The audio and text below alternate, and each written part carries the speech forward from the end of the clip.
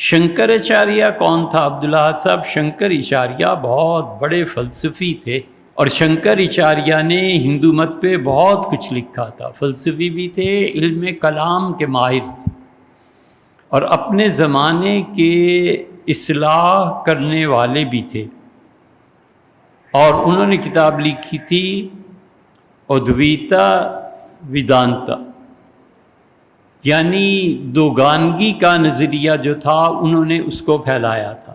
دھرم، یوگا، فلسفہ سب انہوں نے پڑھی تھی، اور ذات پات کی رسموں سے، ان فضول چیزوں سے بہت بلند تھی۔